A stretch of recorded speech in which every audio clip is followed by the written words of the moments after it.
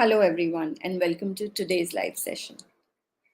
I'm so glad that you could join us as we tackle some deep and personal issues that many women face, which is overcoming guilt and shame related to sexual desire, their body image, and their own self care. These are topics that are often swept under the rug, but today we are going to bring them to light and discuss how to embrace and accept ourselves fully. So let's get started.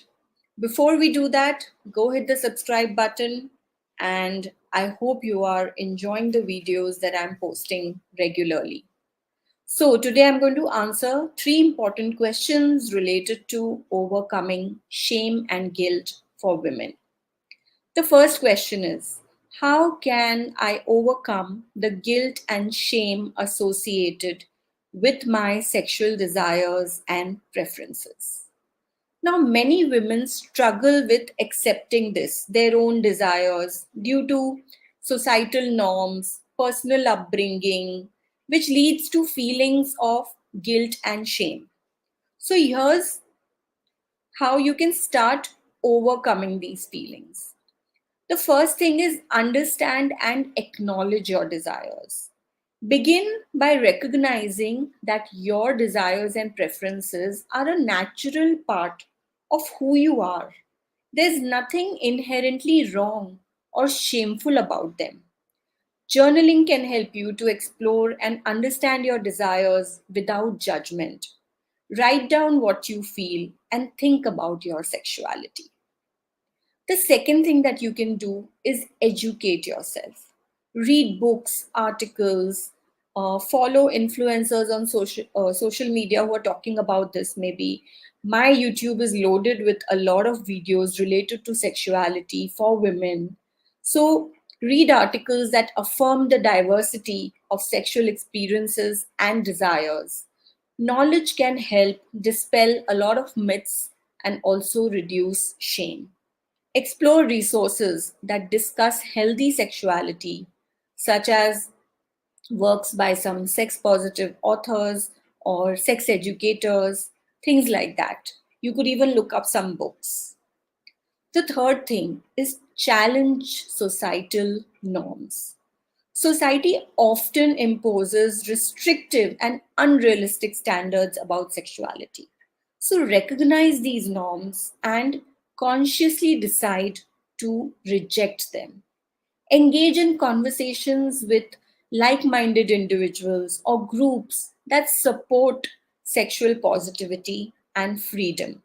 When you interact with them, you'll feel more confidence in what you are choosing or more about your sexuality. The last thing is that seek professional help.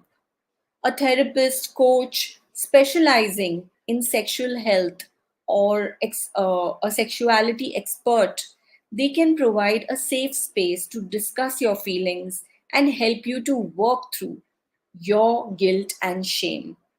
Therapy can also offer tools and techniques to build a healthier relationship with your sexuality. My program, Ethereal Ecstasy, is also about embracing your own sexuality. It's an extensive 16-week program where you learn so many things which can help you to work towards these things. And treat yourself with kindness. This is one more thing that I'd like to add, because you need to remind yourself that everyone has their own unique desires and preferences. So, affirmations can be tried. You can try doing them, they can be very powerful. Regularly tell yourself that it's okay to have and explore your own sexual desires. So, there's no reason for you to feel any guilt or shame, because this is a very private subject, it's very personal to you, and you don't really need to talk to the world about this. You just need to embrace it for yourself. The next question is, why do I feel ashamed about my body? And how can I build a more positive body image? Now, body image issues are prevalent amongst women, often fueled by unrealistic standards which are set by media and society, resulting in shame about their own physical appearance. So, here are some strategies to build a more positive body image. First is recognize the unrealistic standards. What you see on media often portrays an unrealistic and narrow standard of beauty. Everything for them is overhyped. In all the Ekta Kapoor shows, you see people going to sleep with all their makeup and everything on. It's not a realistic picture. So understand that these images are mostly heavily edited and they do not reflect any kind of reality. So follow body positive accounts, influencers who celebrate diverse body types and promote self love. This kind of influence will be better for you rather than just following blindly what the media is continuously posting. The second thing is focus on what your body can do. Shift your focus from your appearance to the function of the body. Appreciate what your body allows you to do, whether it is running, dancing, simply walking. Engage in activities that make you feel good about your body's capabilities. These are the things which will really help you to love your body and to accept it the way it is. Third thing, practice a lot of self care. Treat your body with kindness through self care practices. This can include anything from taking a relaxing bath to wearing clothes that make you feel more comfortable and confident. Regularly nourish your body with healthy food, exercise, get enough sleep, take care of your body, and talk to your body. Challenge the negative thoughts. Notice when you're having too many negative thoughts about your body and just challenge them immediately. Ask yourself if these thoughts are fair or they are based on some unrealistic expectations coming from somewhere. So replace these negative thoughts with any positive affirmations about your body and what you appreciate about it. That will help you to slowly get rid of the self talk which is constantly nagging at you. Slowly, steadily, as you keep practicing gratitude, affirmations, the self talk will start disappearing. Surround yourself with positive people. Spend time with people who uplift you, who make you feel good about yourself. Avo- Avoid those who are criticizing you or bringing out any negativity that into your life. Create a positive environment that includes supportive friends, family. There could be an online community. So interact and spend more time with positive people around you, and that will make a huge difference as well.